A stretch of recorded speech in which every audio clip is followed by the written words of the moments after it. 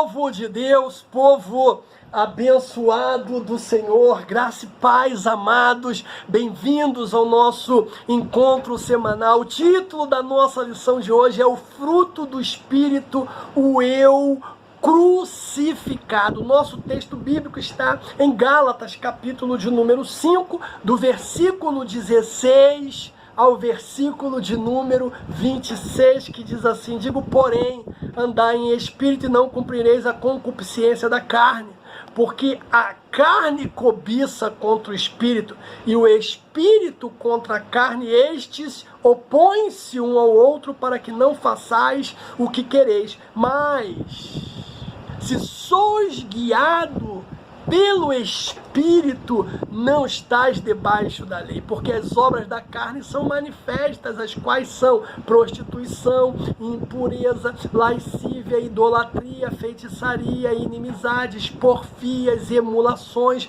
iras, pelejas, dissensões, heresias, invejas, homicídios, bebedice, glutonarias e coisas semelhantes a essas, acerca das quais vos tenho dito e declarado, que os que cometem tais coisas não herdarão o reino de Deus. Mas o fruto do Espírito é amor, gozo, paz, longanimidade, benignidade, bondade, fé, mansidão e temperança. E contra essas coisas não há lei. E os que estão em Cristo crucificaram a carne com as suas paixões e concupiscência. Se vivemos no Espírito, andamos também no Espírito. Não sejamos cobiçosos de vanglória, irritando-nos uns aos outros, invejando-nos uns aos outros. Palavra do Senhor. Irmãos, antes de apresentar os nossos objetivos aqui, eu preciso entender, o porquê o apóstolo Paulo ele está escrevendo este capítulo 5 em especial. O que motiva ele a escrever esse capítulo aqui? Veja que ele começa o capítulo 5 com uma expressão, irmãos, extraordinária. Ele diz assim, por isso eu vos digo. Ou seja, ele está marcando ali o início de uma nova sessão. O apóstolo Paulo, ele insistia no fato de que a influência do Espírito produz comunhão cristã, enquanto que a influência da carne cria uma concorrência prejudicial que destrói essa comunhão. Ou, em outras palavras, irmãos, temos aqui um argumento deliberativo a favor da unidade e concórdia, não apenas uma adaptação, de um típico catálogo de virtudes e vícios. Não, o que nós temos aqui, irmãos, é um argumento deliberativo. A questão polêmica da circuncisão ameaçava destruir as igrejas de Gálatas. Os agitadores haviam distorcido a questão da indiferença. O apóstolo Paulo escreveu aos Gálatas, amados, principalmente para convencer os seus convertidos pagãos a não tentarem se tornar cristãos, judeus, adotando a circuncisão. Olha que coisa! Apesar, é claro, irmão, da sua irrelevância, a circuncisão, ela representava um problema que Paulo não podia ignorar. O que os Gálatas decidissem fazer quanto à circuncisão poderia determinar o seu avanço na vida cristã. E a pergunta é, será que eles tentariam se aperfeiçoar pelas obras da lei ou pelo Espírito? Eles se contentariam em viver segundo a carne, com base apenas no que o homem pode prover? Ou será que conduziriam a sua vida em total dependência daquilo que só Deus poderia fazer para que vivessem segundo o Espírito Santo? Outro detalhe, irmãos, é que eles não podiam escolher os dois. E ninguém pode, essa é a verdade. Somente conduzindo a vida pelo Espírito, eles poderiam evitar os desejos da carne. Aqui fica lá uma dica, né? Se você quer evitar os desejos da carne, meu irmão, você precisa ser conduzido pelo Espírito. Os dois estilos de vida, carne e espírito, estão em conflitos, cara, irreconciliáveis. Paulo fala isso no versículo 17, porque a carne cobiça contra o espírito contra a carne, e estes opõem-se um ao outro, para que não façais o que quereis. Então, Paulo exorta aos Gálatas para que decidissem. Primeiro, iriam eles se sustentar na liberdade cristã, sendo guiado pelo Espírito, ou se submeteriam à subserviência da lei? Essa era a questão. Somente se permitissem que o Espírito Santo os guiasse, eles conseguiriam o que realmente desejavam. Os caminhos que os Gálatas escolheram, irmãos, determinariam o futuro desfecho da vida moral deles. Isso era muito sério. Apenas quando o Espírito os guiasse, eles poderiam esperar o fruto desse mesmo Espírito. Seu fruto manteria e melhoraria a qualidade da sua vida em conjunto. Era o Espírito, não a lei, que capacitaria a viver cumprindo a própria lei. Então, para cumprir até a lei, eles precisariam do próprio Espírito. Se eles não escolhessem o Espírito, o inevitável resultado seria as obras da carne. Além do mais, se não se submetesse à soberania de Deus pelo Espírito, eles estariam negando, irmãos, a sua herança no futuro reino de Deus. É o que diz o versículo 21. Que aqueles que cometem tais coisas não herdarão o reino de Deus. Então, você imagina agora, né, o dilema que o apóstolo Paulo está enfrentando. Outra coisa, irmãos, que não podemos esquecer, o fruto e os dons do Espírito não deveriam ser exclusivistas, mas duas realidades complementares que revelam todo o conselho de Deus. Sabe por quê? Quem é cheio do Espírito deve desejar o fruto do Espírito na mesma intensidade que deseja os dons espirituais. Se os dons são sinais poderosos para a evangelização e a edificação da igreja, o fruto do Espírito é o testemunho poderoso de uma vida purificada em meio à geração corrompida. Nós temos 3 objetivos para a lição de hoje. Primeiro é conceituar o fruto do Espírito. Segundo é distinguir e relacionar fruto do Espírito e dons espirituais. E terceiro e último objetivo nosso, irmãos, é conscientizar que o Espírito se opõe à carne. Pois bem, escute isso. À medida que um cristão ele vai se enchendo do Espírito Santo, amados, o fruto do Espírito vai sendo produzido em sua vida. E ele é progressivamente transformado à imagem de Cristo. Certamente, cara, que tornar-se semelhante a Cristo é um processo contínuo, né? É um exercício diário. Todos os dias estamos ali, irmãos, parecendo, né, mais um pouquinho com Cristo.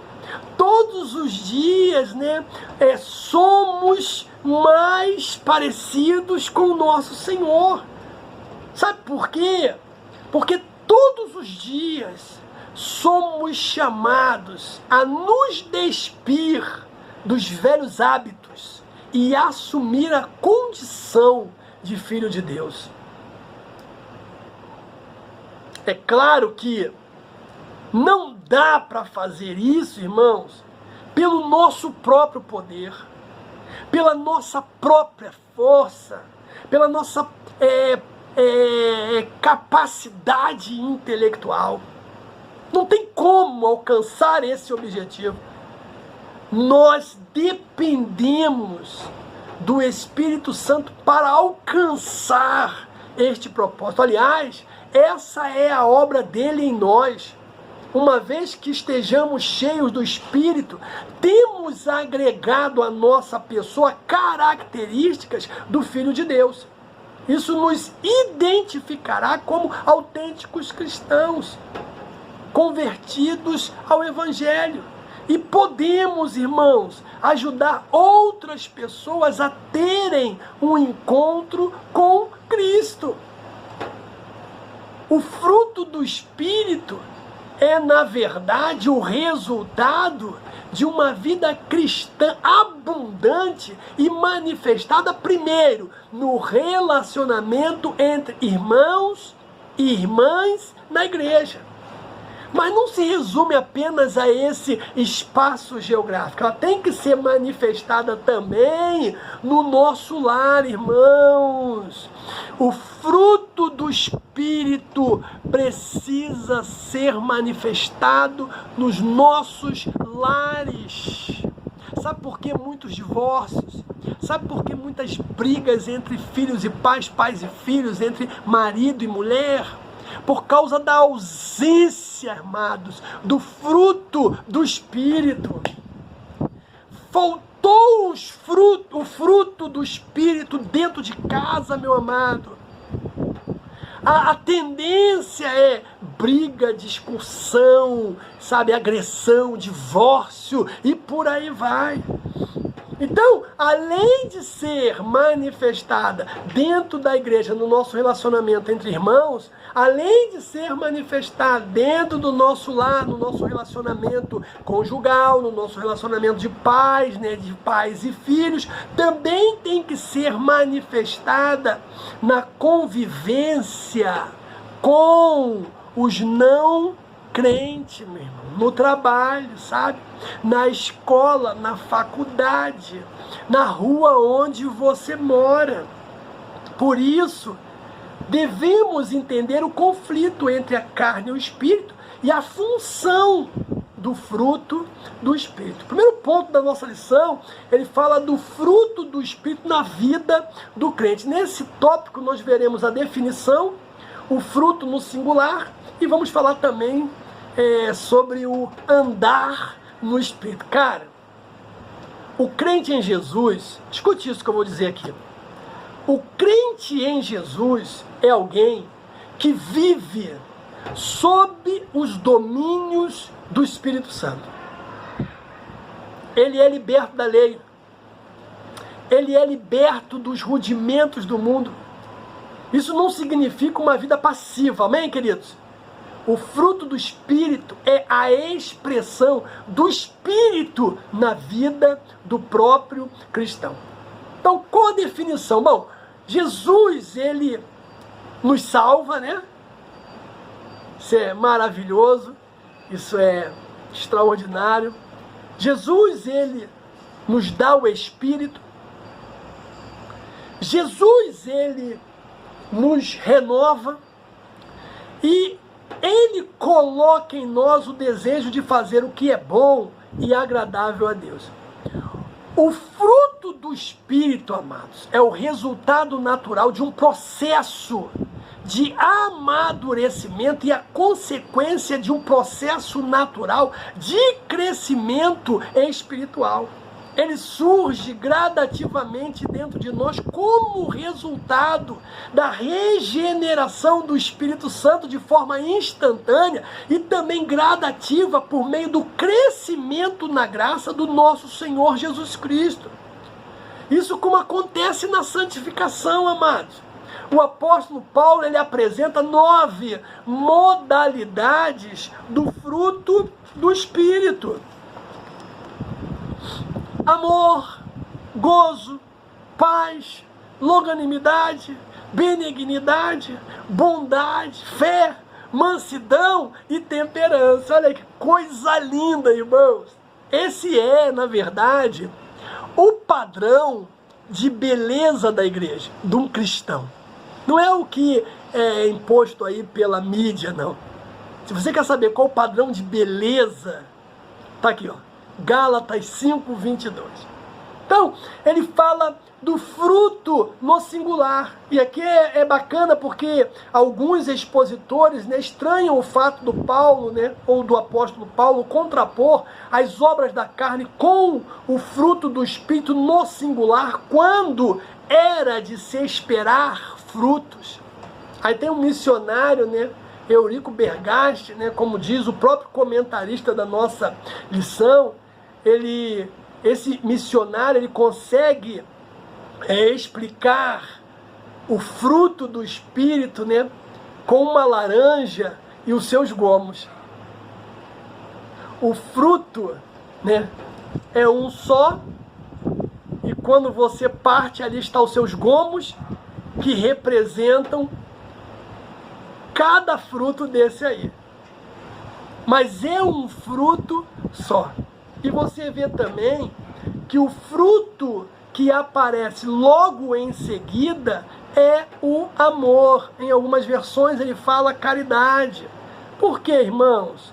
O amor é a primeira e principal virtude observada no fruto, né, do Espírito. Pois só é verdadeira a espiritualidade que tem como ponto de partida o mesmo sentimento altruísta e inabalável. Somente pelo amor autossacrificial que foi expresso por Deus no sacrifício do seu Filho, esse fruto pode ser produzido. Ele ocorre a partir do fluir do Espírito Santo em nosso interior. É esse, né, sentimento que está na base de todos os demais dos listados em Gálatas. Diz o missionário que as 8 virtudes seguintes são reflexos do amor. Por exemplo, o gozo é reflexo do amor. A paz é reflexo do amor, a longanimidade é reflexo do amor, a benignidade é um reflexo do amor, a bondade é o reflexo do amor, a fé é o reflexo do amor, a mansidão é o reflexo do amor e a temperança é o reflexo do amor. Donald G., né, ele vai chamar o fruto do Espírito de 9 modalidades do fruto. A forma singular, amados, sugere que nelas se produz a unidade de caráter de Cristo. As 9 graças mencionadas, todas elas em contraste com as confusões da obra da carne. Aí nós temos o andar no Espírito, que ele fala ali no versículo de número 16. Irmãos, ser guiado pelo Espírito significa, na linguagem do apóstolo Paulo, vitória sobre os desejos e impulsos carnais. Toda vez que você obtiver vitória sobre os desejos e impulsos carnais, significa que você está andando em Espírito. Andar no Espírito, na verdade, é uma expressão que indica viver, irmãos, corretamente em humildade, submissão e também santidade. O apóstolo Paulo, ele usa termos similares, né, para se referir a este estilo de vida dos crentes. Veja que eu disse que é um estilo de vida. Andar no Espírito tem que ser um estilo de vida. Paulo usa algumas expressões, ele fala, para que possais andar dignamente, né, diante do Senhor, agradando-lhe em tudo, frutificando em toda boa obra e crescendo no conhecimento de Deus, Colossenses 1:10, mas também usa outra expressão, né, andar e agradar a Deus, 1 Tessalonicenses 4, versículo 1. Ele também vai dizer andar em amor, Efésios 5, 8. Ele vai também dizer em Gálatas 2,6, andai nele. E você vai ver também o apóstolo Pedro nos ensinando. Ele diz assim, andai em temor durante o tempo da vossa peregrinação. Ah, que coisa linda, irmãos. Aí nós temos o segundo tópico da lição, que ele vai fazer a diferença ali, né, entre a relação, né, do fruto e dos dons espirituais. E nesse ponto aqui nós vamos ver a diferença e os dons na igreja, irmãos. Os dons espirituais, né, e o fruto do Espírito têm a sua origem na mesma fonte, e ambos, escute isso, ambos glorificam a Cristo. Porém, irmãos, entretanto, se trata de coisas distintas, porque você vai ver que o amor, por exemplo, não é um dom. Então, qual a diferença? Bom, o que há em comum, né, entre essas duas fases abençoadas da nossa redenção é a fonte de origem. A primeira e a maior modalidade, irmãos, do fruto do Espírito é o amor. O apóstolo Paulo, ele usa o amor como representante do fruto do Espírito ao comparar o fruto do Espírito, né, com os dons. O amor, Paulo diz, amados, ele é superior aos dons espirituais. Cara, isso é demais, irmãos. Paulo chega ao ponto de dizer que é o caminho ainda mais excelente. Ele fala isso lá, escrevendo a sua primeira carta aos Coríntios 12, 31. Por essa razão, o amor ele está ali, ó, encabeçando a lista. Em outras passagens você vai ver também que ele vai dizer que prevalece o quê? A supremacia do amor. 1 Coríntios 13, 13, Gálatas 5, 13, Gálatas 6, 1 e 2. Paulo afirma ainda, irmãos, que os dons sem o amor não são nada. Nada. 1 Coríntios 13, ele diz, ainda que eu falasse a língua dos homens e dos anjos, não tivesse amor, seria como metal que soa, como um sino que retine. Ainda que eu tivesse o dom de profecia, conhecesse todos os mistérios e toda a ciência, ainda que tivesse toda a fé, de maneira tal que transportasse os montes, e não tivesse amor, nada seria.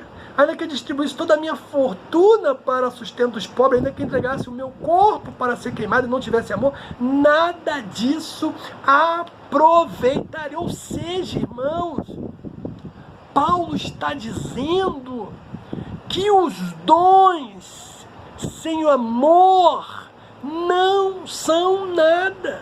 Ele dá um passo ainda mais, Paulo.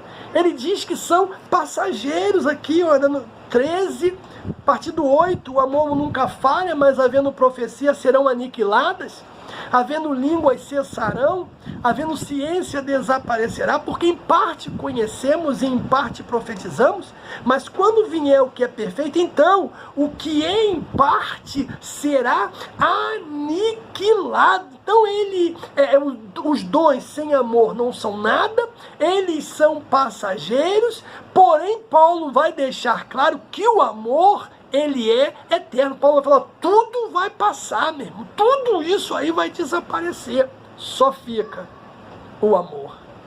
Aleluia. Sensacional. Aí nós temos os dons, né, da igreja, irmãos. Convém relembrar que os dons são importantes. Isso não significa que devemos desprezá-lo. Bem, porque é a vontade de Deus que os irmãos e as irmãs não ignore os dons espirituais. Isso ele fala lá no capítulo 12, 1 Coríntios 12, versículo 1. Ele diz ainda mais que nós temos que buscar os melhores. 12, 31. Ele vai mais além. 1 Tessalonicenses, ele diz que não devemos desprezar as profecias. Agora escute o que eu vou dizer, queridos. Os dons, na verdade, né, são comparados a um andaime numa construção. A igreja é comparada a um edifício. Olha aí, 1 Coríntios 3, Efésios capítulo 2. Então, não é possível, irmãos, uma construção prosseguir sem um andaime. Você não vê por aí obras, né, sendo feitas sem andaime. Há necessidade do andaime para que os muros sejam levantados, para que a construção seja erguida. Mas uma vez concluída a obra, o andaime ele é dispensado. O que eu quero dizer, irmãos? Irmãos, pega aí. O que eu quero dizer é o seguinte: no céu não haverá necessidade de dons espirituais. Aleluia! Mas não podemos também esquecer que eles são necessários à vida da igreja hoje. Sabe por quê, irmãos? Porque a igreja, ela precisa do poder do alto para combater o reino espiritual das trevas. Ele falando aos Efésios, o apóstolo Paulo, irmãos. Dá uma lidinha aí, Efésios.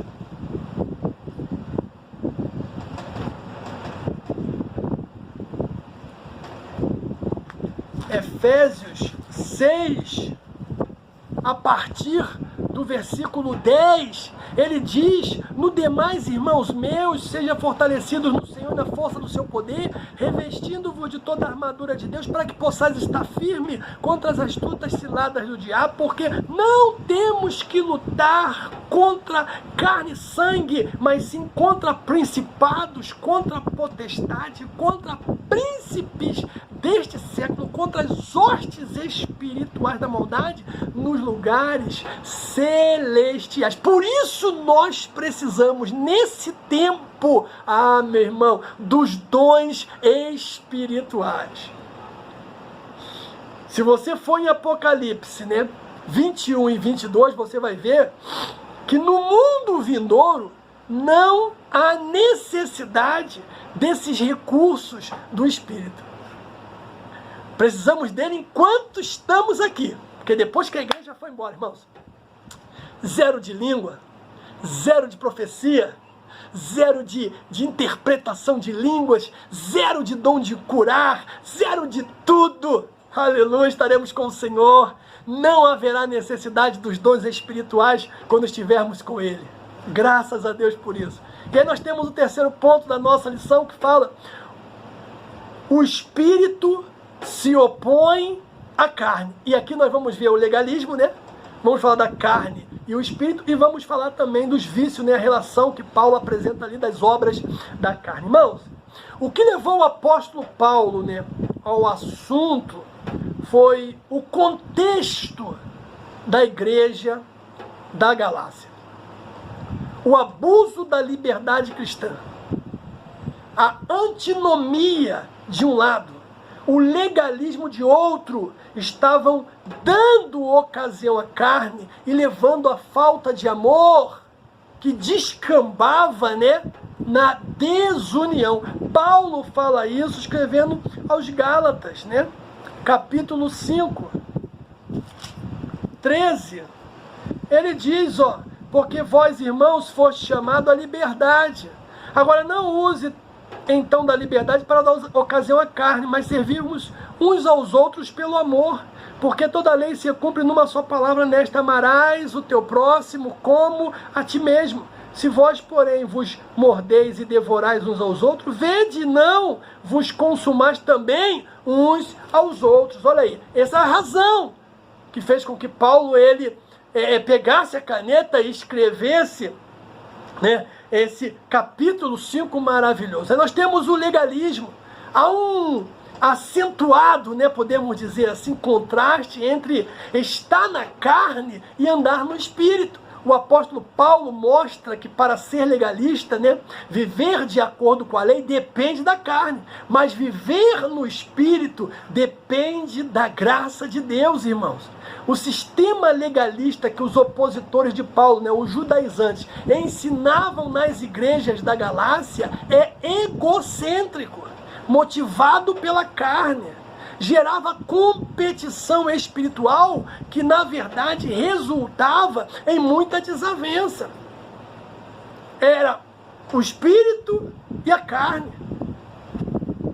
A palavra, né, irmãos, sex, carne, tem muitos significados na Bíblia, principalmente nos escritos paulinos. Pode significar fraqueza física, pode significar corpo, ser humano, pode ser pecado e também pode ser desejo pecaminoso.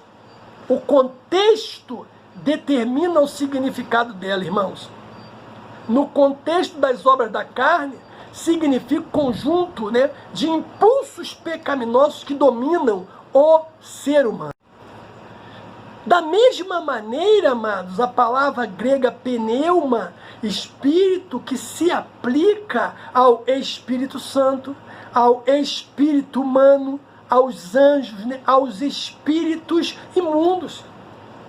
Como saber diferenciar isso? Simples, é só você prestar atenção ao contexto para saber a que espírito o escritor sagrado está se referindo. A oposição do espírito, né, contra a carne na vida cristã mostra, amados, que os que são de Cristo crucificaram a carne com as suas paixões e concupiscência. É isso que acontece conosco diariamente. A morte do eu. Aí Paulo apresenta também ali, né, a lista das obras da carne que nós chamamos dos vícios. Né? Ele apresenta 15 vícios, irmãos, e vai chamá-los de obras da carne. Está do versículo 19 ao 21. Né? Ele diz aqui, ó: prostituição, impureza, lascívia, idolatria, feitiçaria, inimizade, porfias, emulações, iras, pelejas, né, dissensões, heresias, invejas, homicídios, bebedice, glutonaria e coisas semelhantes a estas, acerca das quais vos declaro, como já antes vos disse, que os que cometem tais coisas não herdarão o reino de Deus. Você vai ver isso também em outras listas, né, nas epístolas paulinas. Em Romanos, capítulo 1 tem uma relação. Você vai ver também em 1 Coríntios 6 tem outra relação. 1 Timóteo 1 também tem uma relação. Na verdade, Paulo não pretende ser exaustivo. Essas listas são representativas, né, irmãos, em Gálatas. Porque ele mesmo vai acrescentar e coisas semelhantes a estas, acerca das quais vos declaro, como já antes vos disse, que os que cometem tais coisas não herdarão o reino de Deus. Ei, podemos classificar esses vícios em 3 categorias, irmãos. Primeiro, sexo ilícito. Segundo, pecado de ordem religiosa. E terceiro, pecado de ordem social. Vamos para o primeiro, né? Sexo ilícito. Entra a prostituição, a impureza e a lascívia. Pecado de ordem religiosa, entra a idolatria, e aqui não é só idolatria, aquele negócio de imagem não, tá, irmãos?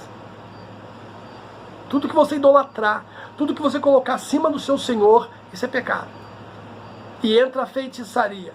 E os pecados de ordem social são as inimizades, né? Porfias, emulações, iras, pelejas, né? Dissensões, heresias, invejas, homicídios, bebedice e glutonaria. Lembrando, irmãos, não podemos esquecer que os que praticam essas coisas, sabe?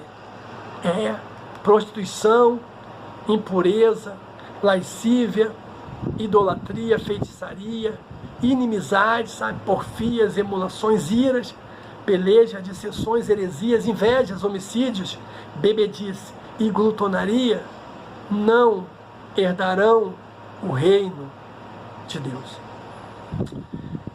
E eu quero concluir, irmãos, dizendo o seguinte: cabe a cada um de nós fazer uma análise introspectiva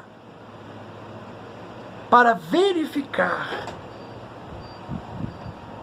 se as nossas inclinações são carnais ou espirituais. Cabe a cada um de nós fazer uma análise introspectiva para verificar se as nossas inclinações são carnais ou espirituais. Que o Senhor te abençoe no nome de Jesus.